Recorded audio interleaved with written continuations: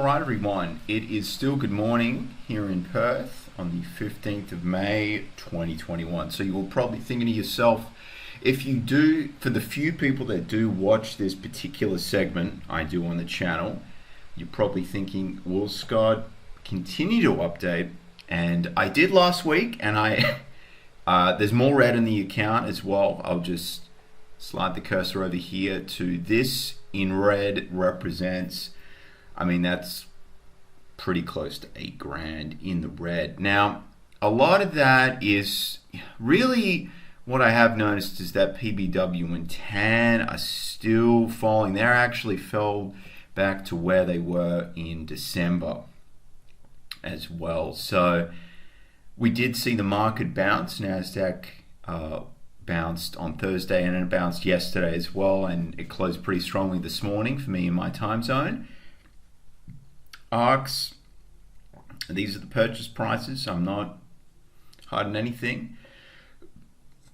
I did get in late into the bull cycle. It was a pretty substantial pullback. So a lot of that is made up from this really. Now there is also Tattooed Chef. Gonna hold that still, and GNOG as well took a big hit. This next week and probably the coming month with the next release of the Consumer Price Index is going to be something I'll be watching, but I think really the market's going to take a little bit of time to settle down, and I do see some opportunities here. I haven't added anything as well, so I am still in the Australian stock market as well. I won't talk too much about that. I did liquidate a little bit of that. I put some money into the home loan.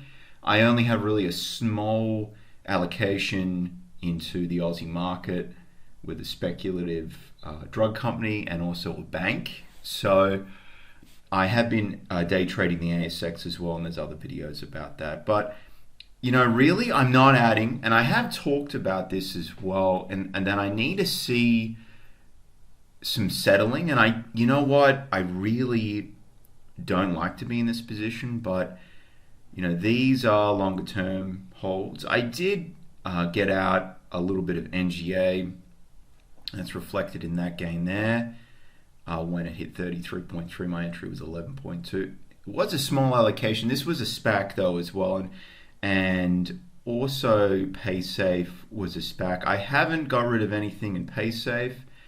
A lot of these stuff got beaten down, and I still have conviction. Honestly, even Tattooed Chef, it got a little lift. Obviously, that's, not ideal, but, now it's the time really where we did see a bounce, and we're going to continue to see volatility. Tesla as well was below the 200-day moving average. Square had great earnings. Tattooed Chef did miss as well, but there's a lot of potential there as well, I see. So the dips were bought. And it moved pretty nicely yesterday. So in conclusion, for what I'm looking at getting into, for now, nothing. I did mention a little bit of a reshuffle, but I just, with PBW and TAN as well, and what they've been doing, these are the entry prices as well, close to the high. When I got into these, it was definitely longer term. Now, the ARKs were, to be honest, I guess it was playing the momentum, and there was a little bit of FOMO there, but I don't mind the exposure. I'm still young, and really, if I really reflect on it, my time horizon is more longer term, 3 to 5 years. So, and I know most people just sort of fall back on that, but I have conviction. Now, I've mentioned Tattooed Chef, but look, I don't mind the company and what they do. There's probably going to be some tailwinds because from a standpoint of health benefits, the alternative meat products, it's still a bit unclear, but I'm still holding, and I'm happy. Now, a lot of this is it's tech orientated, it's growth focused, and now it's not the time to sell. will we see more downside? There is potential for that, but in conclusion, there's a lot of discounts out there, and the market participated in purchasing those yesterday and Thursday. So I'm going to continue updating, guys.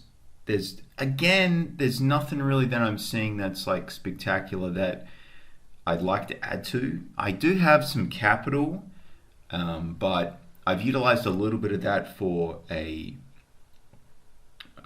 company that I'm into, very early stages. So we'll have to wait and see what that does. And I guess right now is time for patience. I've sort of, in my Australian portfolio, I've unwound stuff pretty quickly, and I think it's just my impulsive nature that I'm dealing with, and I'm now day trading the ASX, and it's a learning curve. But again, if you want to learn more about that, look at my other videos. Again, I'm always fully transparent. This is what it's looking like, guys, right now. So down, close to $8,000. And if you do watch my videos, you would have seen maybe 3 videos ago, I was actually positive. So we've, and at the peak of it, I was up 14,000. So on my original allocation is 66,000. So, you win some, you lose some, but I prefer to be in the market than, in cash, honestly. And I know some people are going to disagree with that. Some entries were not great. Again, I'm learning from that, but I'd still prefer to be in these. And, there will be further headwinds, but I just like to update people, even if it's from a standpoint of, you're thinking to yourself, oh my goodness, like end of the world. And I disagree completely. And it helps me to share this. And what I'd like to conclude with is you've definitely got to learn, if you enter high, be prepared for some pain. And if you don't have conviction, you get shaken out.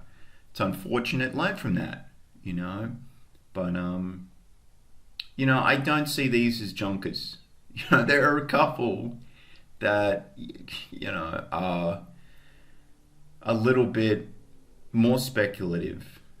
Tattooed Chef, there's GNOG, but there's a lot of upside potential. So it's the name of the game with this rotation that's going on, but we'll see what happens next week. And then again, there'll be an update video. But thank you for watching, and I hope everyone's having a great weekend.